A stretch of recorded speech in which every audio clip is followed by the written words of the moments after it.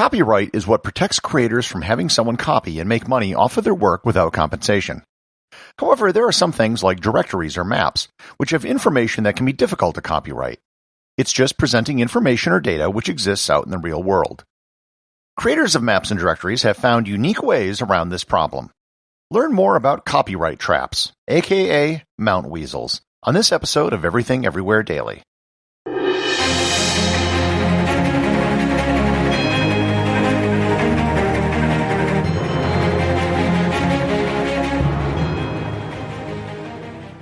This episode is sponsored by Audible.com. My audiobook recommendation today is The Copyright Wars: 3 Centuries of Transatlantic Battle by Peter Baldwin. Today's copyright wars can seem unprecedented, sparked by the digital revolution that has made copyright and its violation a part of everyday life. Fights over intellectual property have pitted creators against consumers and open access advocates. But while the digital generation can be forgiving for thinking that the dispute between creators and consumers is new, the copyright wars in fact stretch back 3 centuries, and their history is essential to understanding today's battles. You can get a free 1-month trial to Audible and 2 free audiobooks by going to audibletrial.com/everythingeverywhere or by clicking on the link in the show notes. Let's suppose I wanted to start a company that sold maps. I could hire cartographers and spend a lot of time and money going out and gathering data. Because I'm just documenting something which exists in reality, the end result of all my hard work and investment is going to look just like other maps that are out there already. So why couldn't I just skip all the effort and copy the maps which already exist? Sure, I'll change the font and the colors, but fundamentally the end result is going to be the same either way, right? This is a big problem for any maker of reference products, maps, dictionaries, and encyclopedias. You can't copyright facts, but you can take steps to show that someone is a plagiarist or violating copyright. They do this via copyright traps. Copyright traps are nothing more than false information which is put in reference material to catch people who copy their content. If you copy everything without checking, you'll copy the false information, which will be evidence of plagiarism. Perhaps the most famous example was in the 1975 New Columbia Encyclopedia. They created an entry for one Lillian Virginia Mountweasel. They created a full entry in the encyclopedia for her, which was totally fiction. According to the entry, Lillian Mountweasel was a photographer who was famous for her photos of South Sierra Miwok, whatever that is. According to the entry, quote, Mountweasel died at 31 in an explosion while on assignment for Combustibles magazine. Unquote. While there was no cases of anyone actually copying the Mountweasel entry, the term Mountweasel is now a term for a copyright trap. There's a Lillian Mountweasel Facebook page and the Lillian Virginia Mountweasel Research Center website, which has fake interviews with people who knew her, as well as fake copies of Combustibles magazine. While this is one of the best-known examples of a copyright trap, it's hardly the only one. The 1943 edition of Webster's 20th Century Dictionary had an entry for Jungftak, spelled Jungftak. The entry read, quote, Jungftak, noun, a Persian bird, the male of which only had 1 wing on the right side, and the female only 1 wing on the left side. Instead of the missing wings, the male had a hook of bone and the female an eyelet of bone, and it was by uniting hook and eye that they were enabled to fly. Each one alone had to remain on the ground. End quote.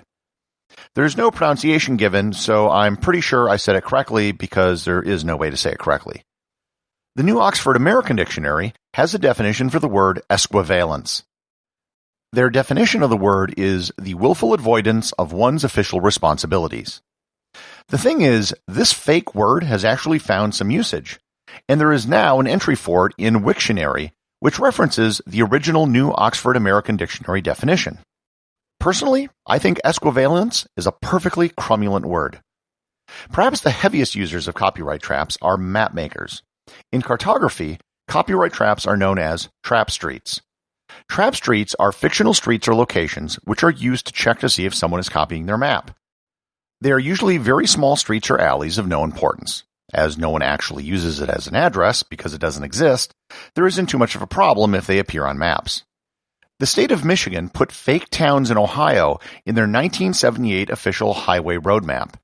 The towns were Beedeso, spelled Beat OSU, and Go Blue, aka Go Blue, the colors of the University of Michigan. The publishers of the London A to Z Street Atlas have confessed that there are over 100 trap streets in the pages of their atlas. The best example of a fake location on a map is the town of Agloe, New York.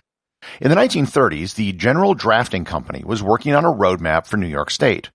Two cartographers, Otto Lindbergh and Ernst Alpers, created a copyright trap just north of the town of Roscoe, New York, in the Catskill Mountains. They invented the town of Agloe, based on the anagram of their names, and put it at the intersection of two dirt roads.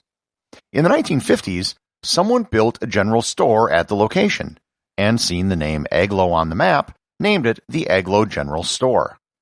Then, Rand McNally created a map with Agloe on it.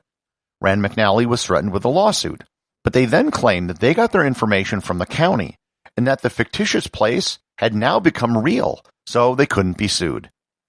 The issue of fake places on a map actually has been the subject of a lawsuit in 1992.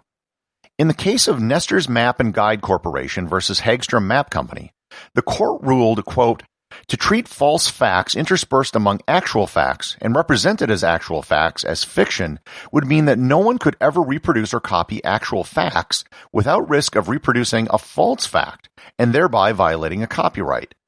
If such were the law, information could never be reproduced or widely disseminated, unquote. So basically, putting in fake data can help you embarrass those who copy you, but it doesn't mean you can be protected by copyright law. Dictionaries, maps, and encyclopedias aren't the only sources that use fake data. In the 1903 book The Musical Guide, they had a section that listed musical instruments. One of the instruments was the zhuzhuzhuan, spelled ZZXJOANW, which they claimed was a Maori word for a fife or flute. The word is still occasionally appearing in books today. American painter Gilbert Stuart did a famous portrait of George Washington. After he created the painting, he was commissioned to make duplicates of it. In all of the duplicates, in the books in the background, he misspelled the word states by dropping one of the T's so you could tell the copies from the original. Sometimes it has nothing to do with copy thieves. Sometimes it's just being funny.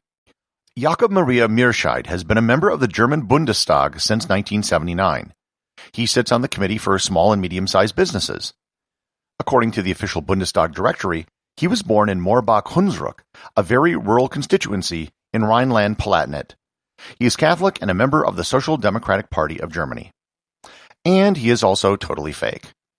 There are literally 615 names in the Bundestag directory, even though there are only 614 members. He has an incredibly detailed biography and even has his own Twitter account.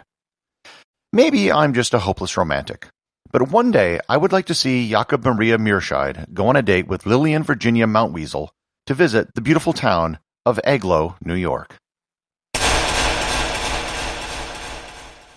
Executive producer of Everything Everywhere Daily is James Makala.